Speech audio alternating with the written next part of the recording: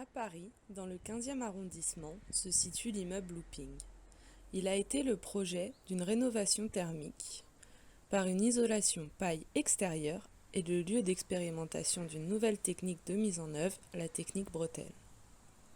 Benoît Cartier et Édouard Vermès reviennent sur le projet avec nous.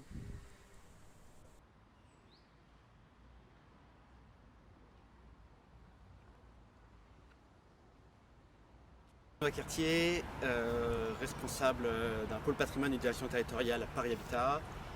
Paris Habitat qui loge près d'un Parisien sur 9, est au cœur et doit répondre aux enjeux d'évolution climatique, d'enjeux énergétiques, surtout les enjeux du vivre ensemble, du développement social. Donc le projet en question, c'est un immeuble acquis par Paris Habitat dans le cadre du développement de l'offre de logements sociaux sur Paris. C'est une opération de 17 logements sur lesquels on avait un objectif d'amélioration énergétique de 30%. Et c'est bien la volonté de Paris Habitat de développer des réponses avec des matériaux biosourcés et locaux qui a fait qu'on a fait ce choix de la paille, qui nous a paru vraiment le bon matériau pour ce programme. Un matériau qui est un coproduit d'agriculture, qui n'a aucune transformation industrielle et qu'on a pu acheter en direct aux paysans qui l'a produit.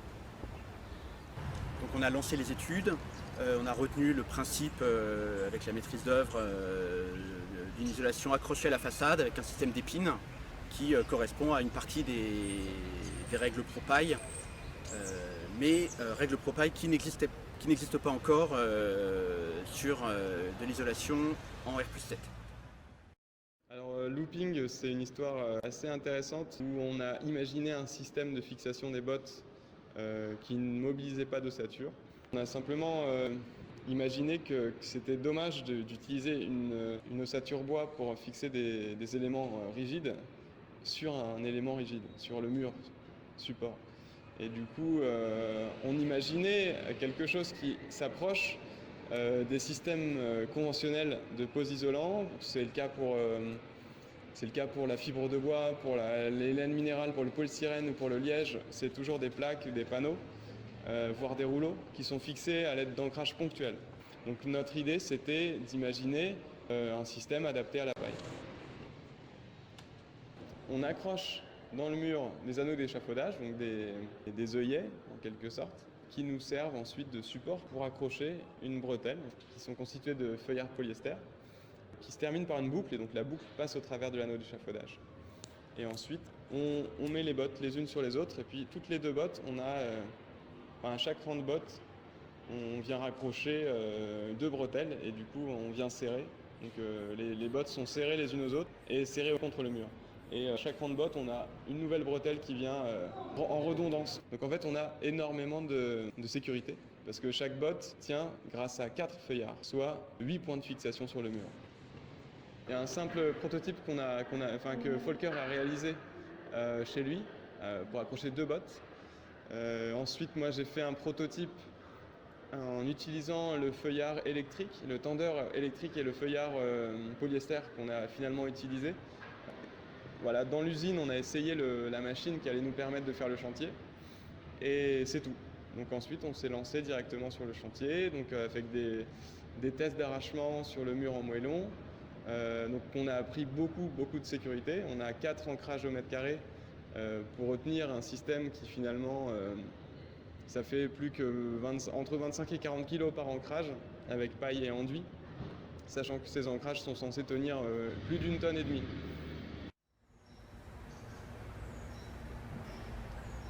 C'est un chantier avec la mise en œuvre de la paille qui a nécessité beaucoup de main d'œuvre à coût relativement équivalent d'une solution traditionnelle. Et donc ce transfert de valeur vers de la main d'œuvre nous a permis de développer de l'insertion sociale.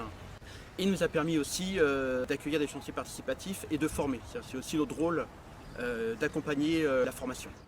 On a fait plusieurs séminaires et conférences sur site, en extérieur.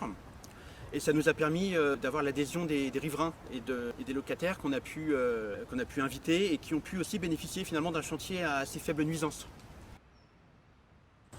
Ce que j'ai beaucoup aimé sur ce chantier participatif, il y a plusieurs choses. Il y a l'ambiance qui est vraiment très sympa parce que Voilà, il y a plutôt plein de gens motivés, on a envie d'apprendre. Il y avait Edouard Vermès qui était là aussi sur le chantier qui gérait un peu la coordination, qui participait aussi évidemment.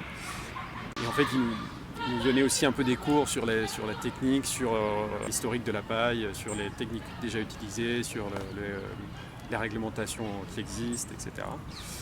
Et en plus de ça, voilà, c'était travailler avec des matériaux naturels. D'un coup, il y a quelque chose qui est totalement différent par rapport au rapport qu'on peut avoir avec un chantier. C'est un sentiment, un rapport totalement différent. C'est un projet réussi à 2 titres. On a pu faire la démonstration qu'on pouvait sortir une isolation paille par l'extérieur assurable en R+7. Et puis ça a permis aussi de démarrer ce démonstrateur avec la technique de la bretelle.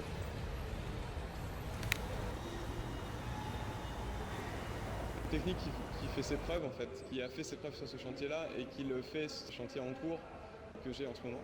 Elle est plutôt plus simple à mettre en œuvre et plus rapide que le système ossature.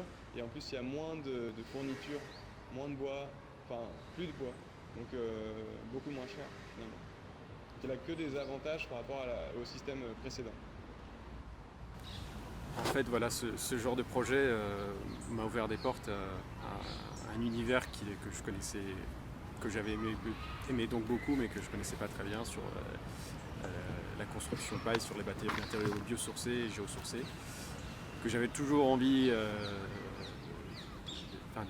de rentrer dedans. Un rapport constructif beaucoup plus responsable et beaucoup plus proche à la fois des humains, du travail, donc de la valorisation notamment du travail des gens et des architectes et des ouvriers, des entreprises. Finalement, c'est des techniques qui valorisent beaucoup des savoir-faire qu'on a tendance à perdre aujourd'hui dans le bâtiment, par exemple.